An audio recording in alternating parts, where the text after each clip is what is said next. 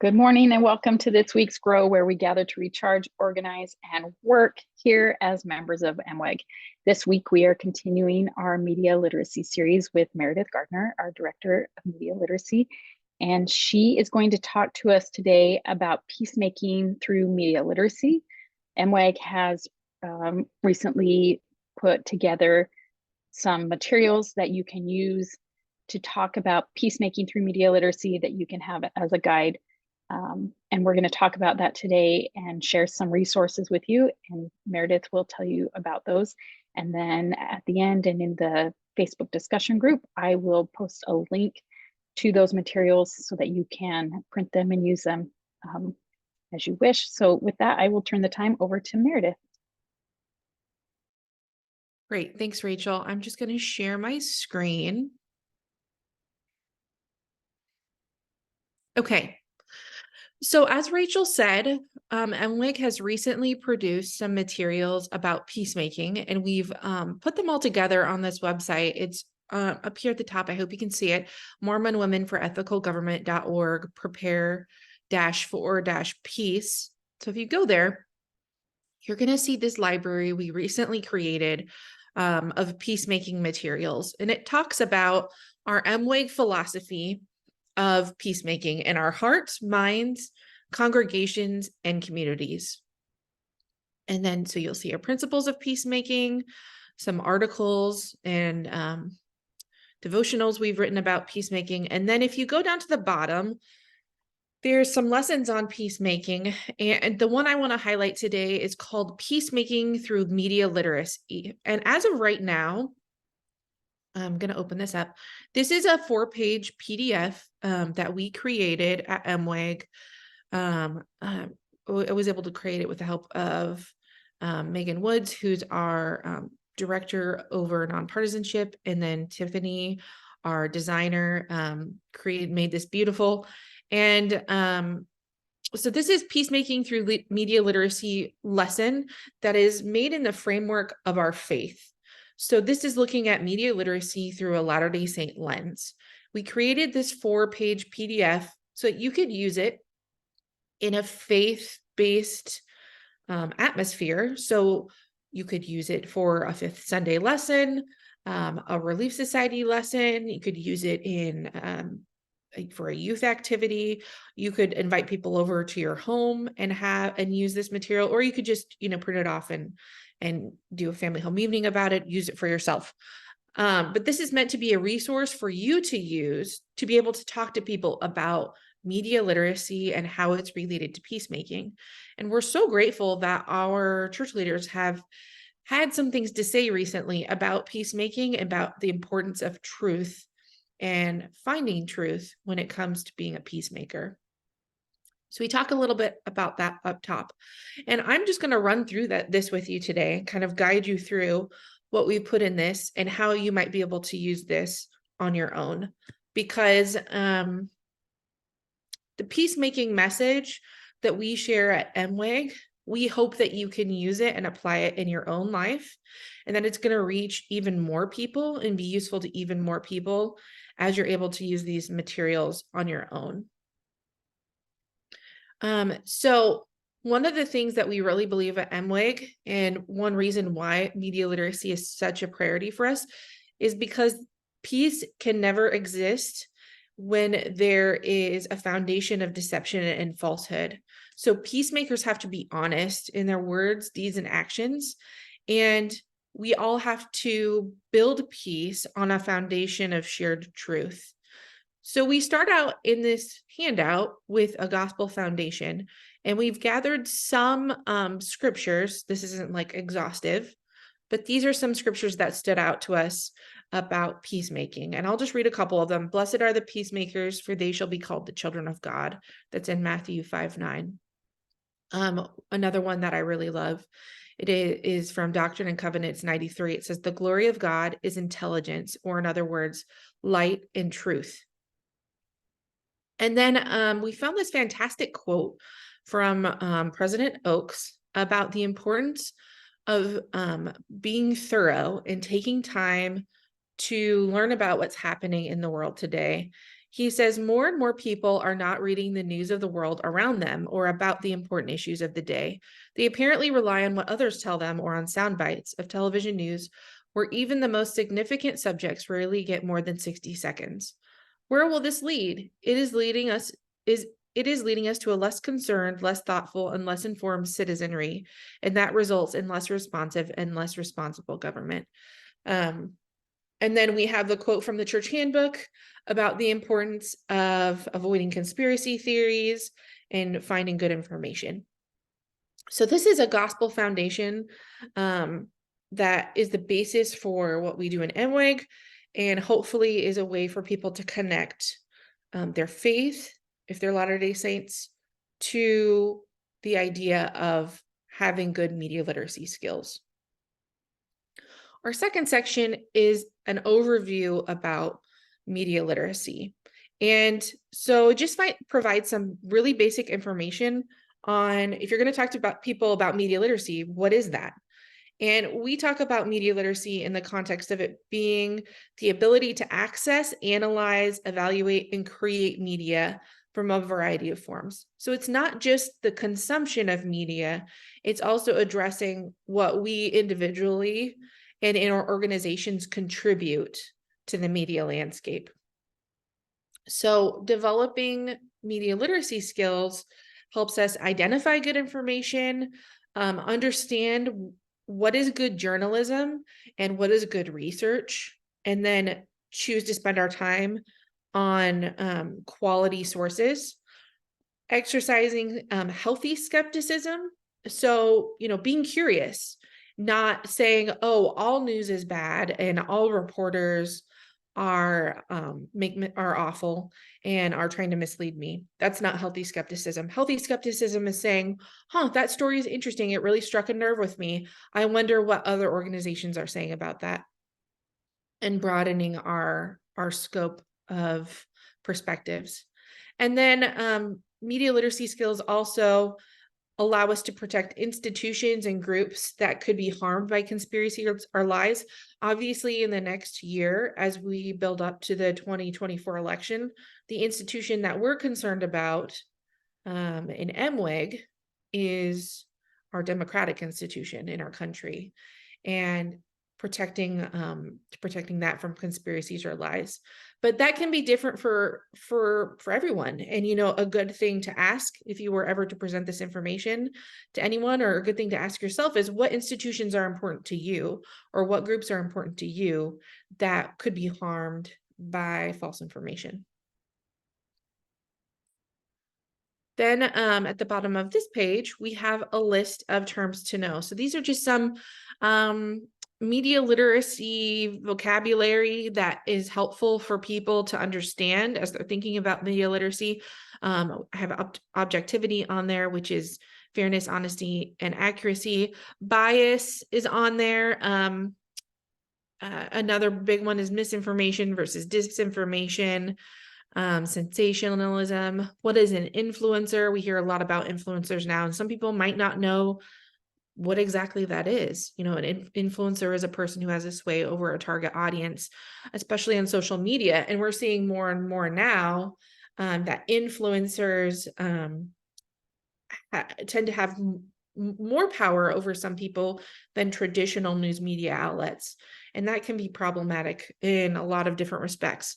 But it's important for people to know these terms. And then in our third section, we have some media literacy tips. So these are just some really easy things that people can do to exercise good media literacy skills. The first one we have on here is to proactively consume information from a variety of news sources and perspectives. So we talk about, finding a media bias chart or multiple media bias charts that you can compare. Like there's Adfontes Media. There is a whole variety. There's Media Bias Fact Check, I believe, is one. There's a lot of them out there that you can use and see where your news sources fall in terms of political bias and reliability. You can investigate whether your media goes through an editing or review process before publication. Back to that influencer, term to know. A lot of influencers don't go through an editing or review process before they put out information on their social media page. Some do, but not all of them. And it's important to know whether what you're consuming goes through multiple sets of eyes and ears and goes through an editing process, and whether that media source has standards for publication. Are they presenting original information? Are they just aggregating and repackaging content? Those are all really important things for people to know as they're consuming media. And then we also encourage people to diversify their media diet. So we want people to be able to get perspectives from a variety of political views. So you want things that are highly reliable, but that present people from perspectives from the right and the left. We want different demographics presented.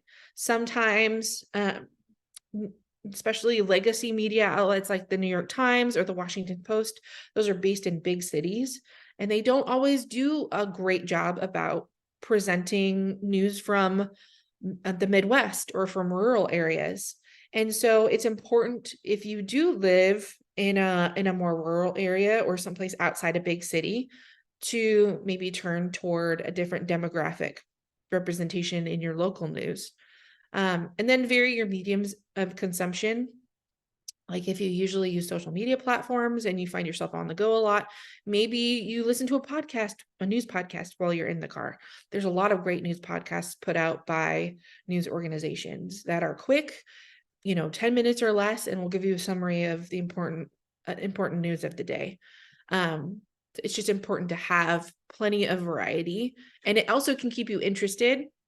And because I think that a lot of people get burnout or boredom from doing the same, media diet all the time. If you find that that's you, think about switching it up a little bit. And then we talk about the SIFT method, which was created by a professor, I believe, at the University of Washington. His name is Michael Caulfield. And the SIFT method is just a quick method of pressing pause before you share information, especially if it creates an emotional reaction in you. So let's say you see a video and it's a video that says, oh, I can't believe President Biden said this thing. And you're like, wow, I can't believe he said that. And you feel really enraged about it. The SIFT method would say, stop, don't share that story right away. Investigate the source. So where did that video come from? Like, was that taken by a news outlet? Where did that originate? Did it originate from some other influencer? Find better coverage. See if other accounts and reliable outlets are also covering that video or providing analysis on that video, and then trace the claims to their original source. So if that video was at some kind of press conference, maybe go find another YouTube video of the press conference and see if those comments were taken out of context or if there's more information you can get out of that. And all this might sound like a lot, but should only take a minute or two to complete.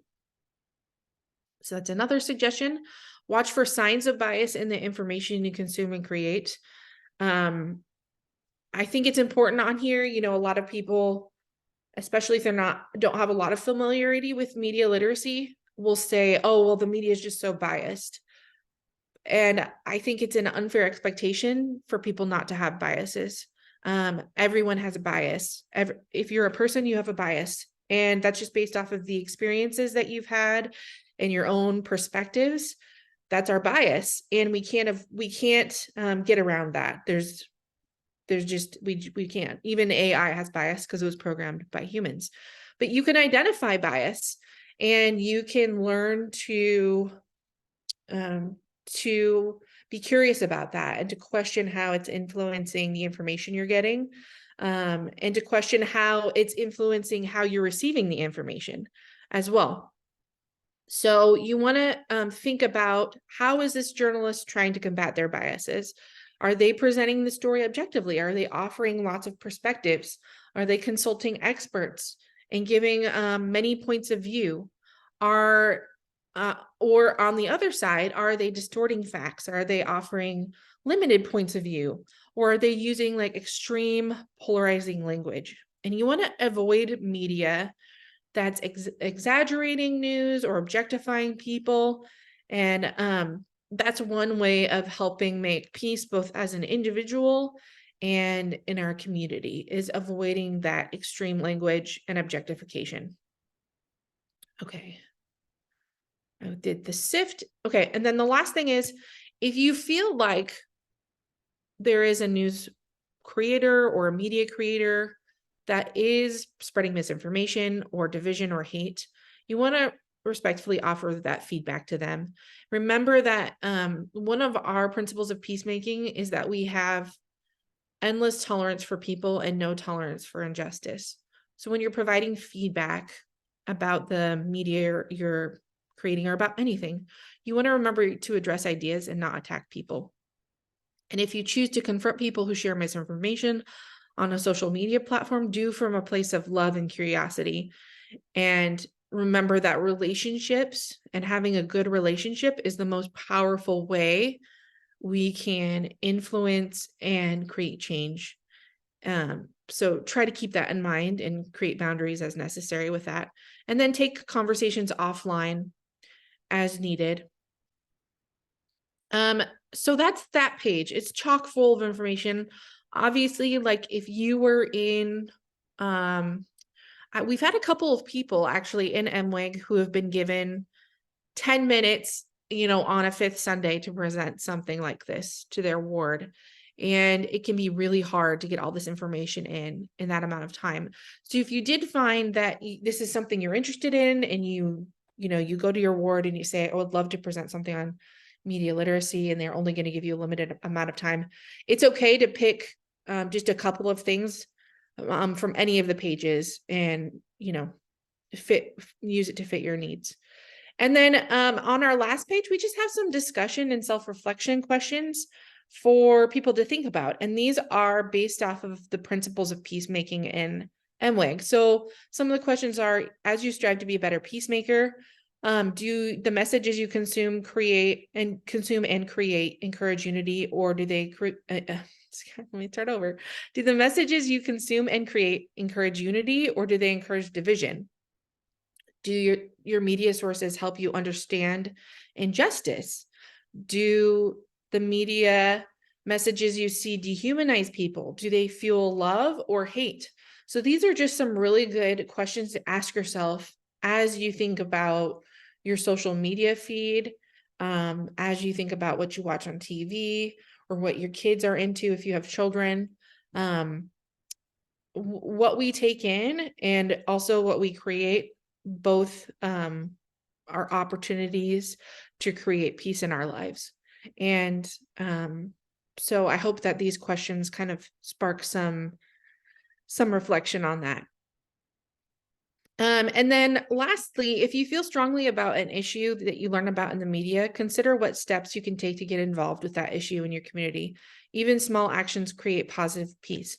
So that could be something as simple as writing a letter to the editor, or writing a thank you to your representative. Representative so-and-so, thank you so much for voting on this issue in this way. Thank you so much for serving as my member of Congress. It could be as basic as that. Or it can be as complicated as actually running for office. Maybe you feel called to do that. And there's lots of resources that we could connect you to for that as well. But once you have good information, then the next step is to take action on that information and create peace in that way.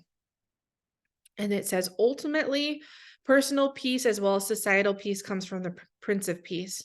And as his followers, we can do much to share his light and his peace with others. And there was this great talk from President Nelson that we've quoted a lot. And he gave the talk, Peacemakers Needed, in April. And he said, let us as a people become a true light on a hill, a light that cannot be hid. As you demonstrate the charity that true followers of Jesus Christ manifest, the Lord will magnify your efforts beyond your loftiest imaginations. So, and then on the bottom here, we have a QR code for our MWIG library and more media literacy resources, and then some really great organizations that we utilize a lot. that people can go to for more media literacy education.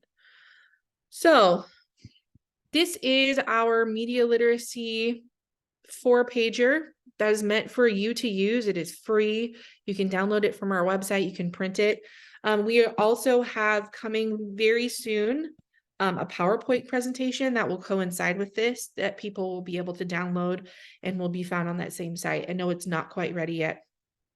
Hopefully in the next week or two, it will be added on there as well. And that way you have both a paper handout and a PowerPoint that you can use to spread the message that media literacy skills are peacemaking skills.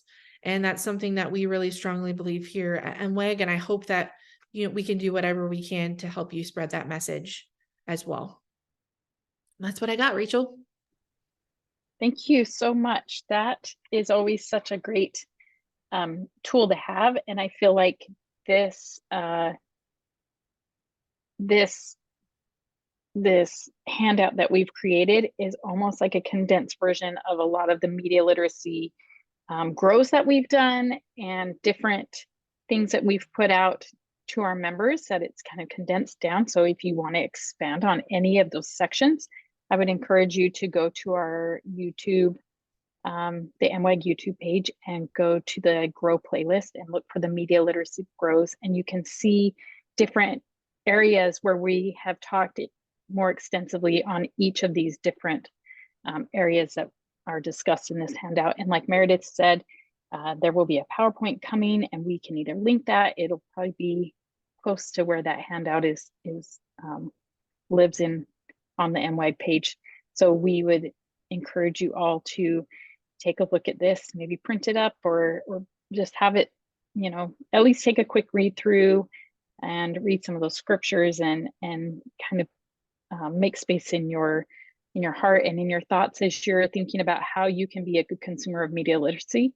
But as we go into 2024, maybe that can even be a resolution for some of us to be better consumers of media literacy, and also that we can be better peacemakers as we go into a new election year. So this is a great tool. I'm really excited for it. It's just something that I think is really relevant to everything that MWEG is doing, but also to what's coming up politically for our members. So thank you, Meredith. Thank you for taking the time today to be on our Grow.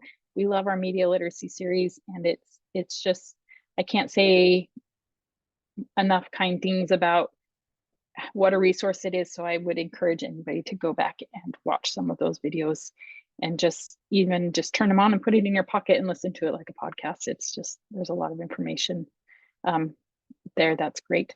And we invite you to join us next week. We will be with our chapter directors and kind of wrapping up our year. So we encourage you to join us again next week, and we will be back. Thank you so much. Have a good day.